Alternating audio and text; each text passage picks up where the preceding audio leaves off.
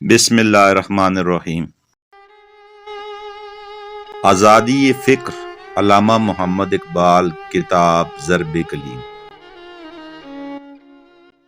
آزادی افکار سے ہے ان کی تباہی،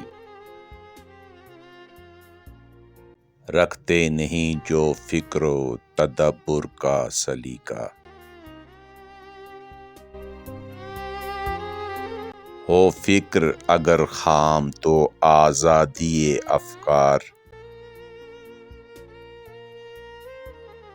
انسان کو حیوان بنانے کا طریقہ۔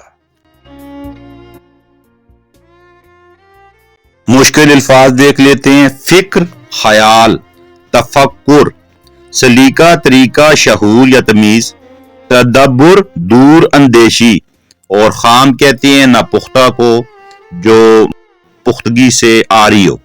تشریح کچھ یوں ہوگی کہ جو لوگ سوچ و بچار اور دور اندیشی کا شعور اور تمیز نہیں رکھتے، اگر وہ اپنے خیالات میں آزادی اختیار کریں تو یہ ان کی تباہی کا موجب ہوگا۔ آزادی کسی اصول اور طریقے کے اندر رہتے ہوئے ہونی چاہیے، نہ کہ مادر پدر آزادی، جیسا کہ آج کل عام طور پر دیکھنے میں مل رہا ہے۔ اور دوسرا شعر، خام وہی ناپختہ کو، فکر، خیال، سوچ کو۔ اس کی تشریح اس طرح ہوگی کہ اگر آدمی کا خیال اور اس کی سوچ ناپختہ ہو تو اس کی آزادی خیال و فکر اسے انسان سے حیوان بنا دے گی، جیسا کہ آج کے دور کے لوگ، مغربی تہذیب و تمدن مارے ہوئے لوگ ادھر ادھر آپ کو چلتے پھرتے دکھائی دے رہے ہیں۔ فکر کی آزادی کے علامہ خلاف نہیں ہیں، بلکہ وہ کہتے ہیں کہ فکر کی آزادی تہذیبی اور اخلاقی اقدار کے فروغ کے تحت ہونی چاہیے۔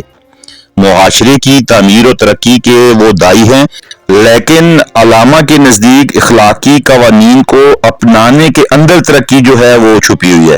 اگر آپ اخلاقی قوانین کو چھوڑ دیں گے تو پھر کسی بھی قسم کی کوئی ترقی نہیں بلکہ تباہی اور بربادی ہی ہوگی۔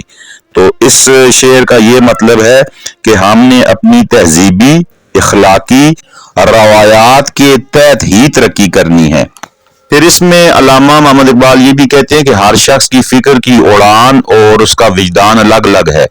آپ اس طرح نہیں کر سکتے کہ ہر شخص کو ہی فکری آزادی دے دیں اور اس کے منہ میں اور ذہن میں جو خیال آئے وہ اس کو پھیلاتا چلا جائے، تو اس طرح معاشرہ ٹوٹ پھوٹ کا شکار ہوگا۔ جب ہم اپنی تہذیبی اخلاقی تاریخی روایات کو لے کر چلیں گے تو ہم خیالات کی پختگی پائیں گے، اور اس طرح ہماری سوچ جو ہوگی اس کو ایک ممیز ملے گی، وہ پروان چڑھے گی، وہ بڑھوتری کرے گی۔ اگر ہم ایسا نہیں کریں گے تو معاشرے میں بگاڑ پیدا ہوگا اور ہم تتر بتر ہو جائیں گے اور معاشرہ ٹوٹ پھوٹ کا شکار ہو جائے گا۔ اللہ پاک آپ کا، میرا، ہم سب کا حامی و ناصر ہو۔ والسلام۔